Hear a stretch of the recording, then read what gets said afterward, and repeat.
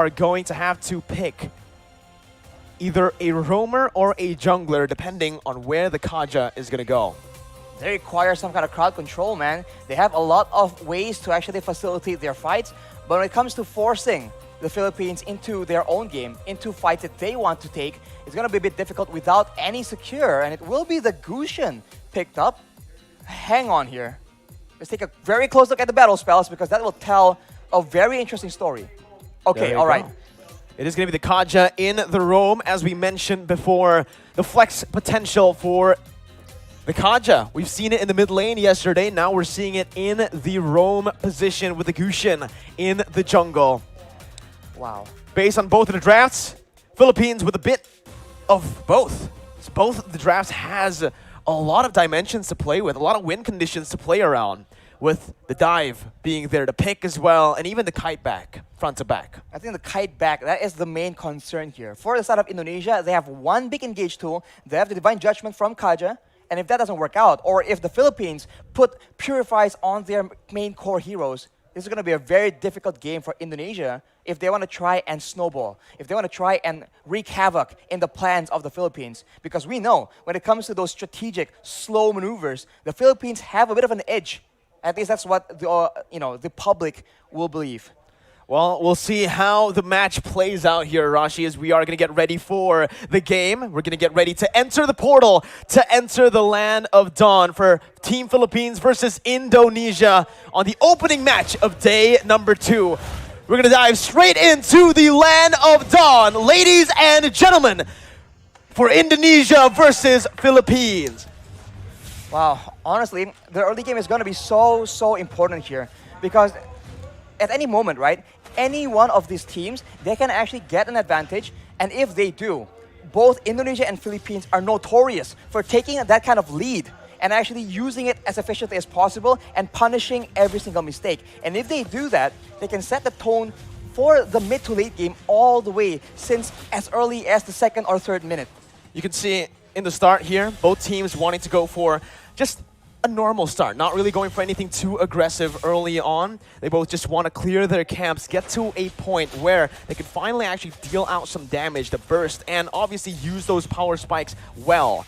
Here, Arashi, with the pathing of both of the junglers, it does feel like they want to play towards the side laners a little bit early as well. We've also seen many times that Del Rosario on the utility junglers really likes to go and clear that gold lane to help the Beatrix out. Well, the early game is going to be so much pressure, so many things for the roamers to do, right? Because in the early game, it's always about how the roamers can facilitate. Will they move towards the gold lane? Will they move towards the mid lane? You know, once you get one of your laners ahead, that will allow you to use that lane as the basis to make plays happen. Well, here it is once again, 2 minutes in, and it's going to be Team Philippines who has a bit more pressure around a turtle with the Black Dragon form being popped in. It's still going to be Del Rosario who secures the retribution on the turtle. Divine Judgment going to be popped in towards Potapop, but it's not going to work. That is a very tanky hero, and you can see that despite all the burst damage being used by the Indonesian team, you do see that the Lapu-Lapu, man, is just so tanky. And we've seen this from Malaysia yesterday, actually. Formaze able to 1v4. Maybe we'll see a similar play out for the Philippines in the bottom side. 2 minutes in, it's already a neutral objective secure for Team Philippines. And now they're going to look, again, just to play it calmly, play it efficiently. And that's exactly what they need to do. They do not need to go for anything too aggressive here when they have the lead. For the Indonesians, they need to make sure that they abuse that Cult Ultra as much as possible. They do have the Black Dragon form as well, so those objective takes are going to be very much in their favor, only if they're able to actually get an advantage and actually capitalize on the fact that they have a bit more crowd control and they have a lot more utility that they can actually abuse to force the Philippines into a tough spot. But of course, if they do go too aggressively, there is a Lapu-Lapu, there is a Valentina, so a lot of counter-engage potential from the side of the Philippines. Well, here it is, another engage coming in, and that's going to be Dreams taken really low. First blood over to Philippines as they're looking for more. That's the IMU doing work, stealing away to the Divine Judgment and picking up another for Imam in the mid lane. That is what you have to be aware of, man. If you don't want to deal with the engage, you can engage on the engager, and that is exactly what the Philippines have done. They take out Dreams, and they hunt for stragglers afterwards. They have the tempo in the game right now, and if you look at the side lanes, that is where the action will start building up. Because with pressure in all the lanes from the Philippines, they're going to try and cut into the jungle and cut off members of Indonesia from their own backup. I just really like how Soriano is taking this lane, is approaching this lane, this matchup, right? Up against the Melissa, he knows exactly that he is going to lose out if he goes for these trades, if he goes for these 1v1 duels. So what he does is he swaps over to the Bennett just to clear out the waves, rotates over to help this team, and simultaneously gets even more gold because they're trying their best to actually funnel as much towards Soriano.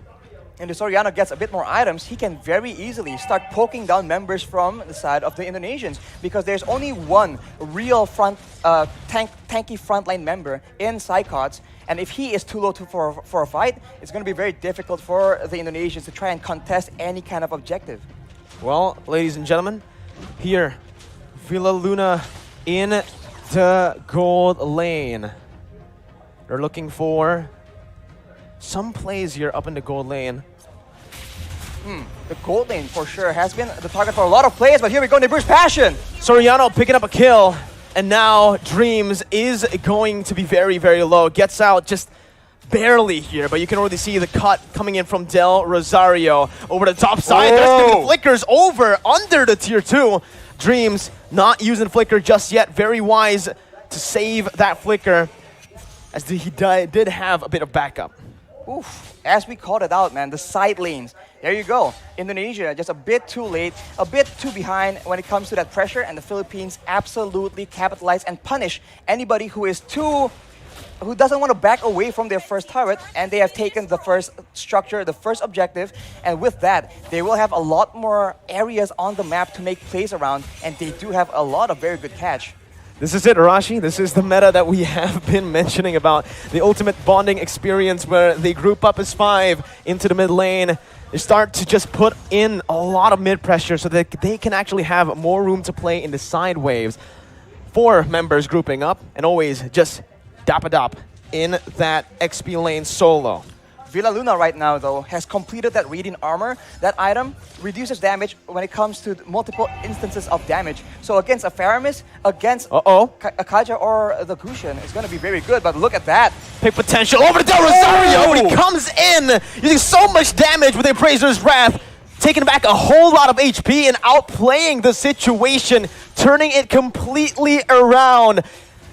It's looking bad for Indonesia, as that's going to be the 3rd turtle over to Philippines with no trades on the board, no turrets, no kills so far. They put a trigger on that play with the objective to try and force the Philippines' hand, but instead the Philippines has all the answers. A tanky front line, 2 tanky front lines in fact, and a lot of utility to ensure that their member stays alive, and afterwards they can just chase and take out members of Indonesia one by one, and even then, they go for the pressure, and it seems like the Indonesians, they have to try and make a huge play happen or a massive pickoff, but it's going to be very difficult because the positioning from the Philippines is way too good. The setup, the positioning, and the trigger instantly onto Psychots, picking him up, baiting Indonesia over to that bottom side to pick up a free turret and 2 free kills in the process. It does feel like so far in this game, the Philippines are a step, maybe even 2 steps ahead of Team Indonesia, as Dream's gonna get knocked up. Imam looking for that follow-up, just to zone Indonesia away from the tier 2 as they look to start sieging down on every single turret. The damage difference right now from both teams is just so difficult to deal with. We mentioned how there's only one real frontline on the side of Indonesia, and look at what happens to him in a big fight. He gets taken out. The cult altar is so non-existent. The Philippines are able to just burst through it and go on with their day. Soriano right now with the Malefic Roar completed, that is a lot of penetration on top of the already insane amount of damage and burst that the Beaches can bring to the table. This is what Philippines loves to do when they're ahead, right? They use the distraction that is Dapadap, who's practically currently unkillable on that Lapu-Lapu. They use him as a distraction in the side lane, solo, picking up a turret. Meanwhile, they set up on the other side. Usually, they like to play on the opposite side and use the conceal to catch the enemies off guard. But there, you can see, again, a curveball thrown over to Indonesia. Or maybe Indonesia have done their research onto how Philippines likes to play with the lead. They take another step ahead, and they think 2 steps ahead of Indonesia. Right now, again, it's going to be Divine Judgment coming in, but it's all onto the frontliners with a lot of the resources burnt out. It's going to be Cyclops who jumps in and finishes off Soriano in the back lines, splitting Philippines in 2. Imam now flickering out, getting to safety, but all that was for the Lord. It's a 2-for-1 in the end. 2 kills over to Indonesia for a Lord take. Arashi, who's it worth for? Oof, I think considering the fact that the Philippines are so ahead and they are focusing now more than ever on taking all those structures away from Indonesia, I think the Lord will be very, very beneficial. Unfortunately, they lose their gold leaner as well, which is not ideal. But if you take a look at the items right here, he is on 7,300 gold. As we mentioned, BOD and straight to a Malefic Roar, ensuring that anyone getting caught in his ultimates will get absolutely decimated.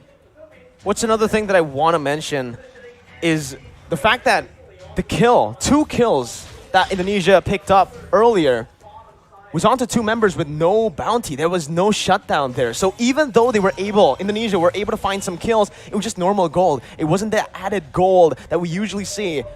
And they get the Lord for that. So if it was a shutdown, I would actually say that Indonesia definitely came out on top in terms of value. But here, Taz might actually be caught, forced to use that ultimate defensively to get out. And everyone is from the Philippines is available because the death timers are very, very short, and they're going for a siege here where Indonesia don't have a lot of tools to try and counter the poke damage.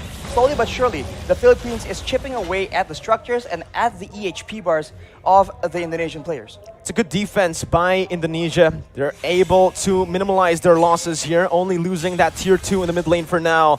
But Brands is going to be zoned away from that mid lane.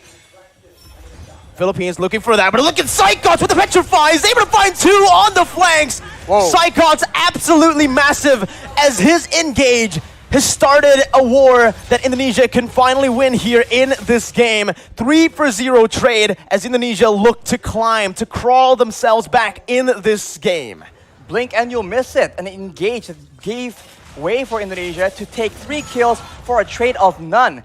And along with that, Taz is able to secure the purple buff from the side of the Philippines as well. So now they have a momentum. They have recovered a bit of that gold difference. Only 2K right now. But the Philippines, they are still in the lead. And they are no stranger to these late game situations. Dreams opening up the map just a bit. Going to be chunked down by Del Rosario. But he is going to be able to back off without having anything taken away. Honestly, looking at it right now, Rashi, Indonesia, their main win condition, we thought it would be Brands on that Melissa. We thought it was going to be the Gushin on the hands of Taz, but it's actually Psychots, the man that has been doubted so many times by everyone. By the public. I mean, this man has had a very lackluster season in his last performance. That was a performance in the last season, actually, rather. But here, knowing that Indonesia are relying very, very heavily on a very reliable engage. His Yuzong has been critical, but after 2 engages, will Philippines fall for the same trick twice? Divine Judgment over the Dreams. That's going to be the frontliner taken out. That's going to be that. Oh my god, so much damage onto the Lapu. Fortunately, won't be enough though. And now Indonesia, they're actually backing away, and it will be waiting for the Lord take. And Philippines, they are so good at the Lord dance. Going back and forth, waiting for their opponents to make a mistake, and with such a long-range basic attack on their Beatrix, they can do better. That's what they were waiting for. The Black Dragon form now baited out. Psychots with a Petrify onto Soriano, who's forced to flicker out, but Psychots jumps in. 1v4, soaking in all the damage and sustaining back up. Dapadap gonna be taken down by Brands, and that's another kill over to Indonesia, who were able to play with the death timers of Dreams really well, with him now respawning. They've taken back the lead if they actually can secure the Lord, which they should be able to. Free Lord over to Indonesia. They're not stopping just yet though. Conceal play from Indonesia. They back off. Back up for now, as the orange buff will be contested as well. So the Philippines are now on the back foot. And if you look at the composition, in a way, right, in the big team fights, there's a lot more DPS and utility available in the hands of the Indonesians. After that play, they go for the purple buff as well. And the Philippines have a huge problem on their hands. The Black Dragon form lasts for way too long. The Guiding Wind was used to try and make some distance, buy some more time, but it was not enough. The Philippines must come up with a different solution, a different answer. A momentum shift in the 13th minute of the game. And now it's Philippines who have their backs against the wall with the Enhanced Lord marching in that top lane. EVOS legends here, Team Indonesia, are going to look to try to siege them down. Psychots once again with a Black Dragon form as Del Rosario tries his best to keep Psychots at bay. The damage comes through once again for the siege to take place, but that's going to be Dabadab who jumps in with the bravest fighter. But it's going to be a good disengage from Indonesia, backing off knowing that they have found some value. They've taken every single tier 2 except for the bottom lane. And look at how Psychos is playing around with his Petrify, man. He goes in for the Black Dragon form, but he doesn't always use that Petrify. And when you think about it, the Petrify is what makes these engages so dangerous. It guarantees the Furious Dive knockup, and that is what allows Indonesia to just be a lot more elusive. And as we talked about it earlier, this is what is so dangerous. They can feint around, act like they're about to engage a fight, and then back away. The Philippines need to identify the right moment and then adjust accordingly. Do they want to go and fight after the Black Dragon form is down, or do they want to just stall? Villaluna with that circling eagle over the branch, but it's going to be baited in with the cold ulcer placed as well. Soriano targeted by the flanks, and that's going to be Taz who picks up the Beatrix. Soriano taken down, Braz in the midst of it all, still life stealing with his fire! Braz is massive! He is an absolute beast as he wins the battle for Indonesia! It's a 4-0 trade! Indonesia with a comeback here with the tides turned completely. Only Villaluna left to defend with the mini wave crashing in. Villaluna going to be brought back by the Shadow Stampede. Villaluna outside of the base, and Indonesia with the Divine Judgment onto Villaluna will go for the base to pick up the first game of the series. Oh my god, what an upset! It looked like to the Philippines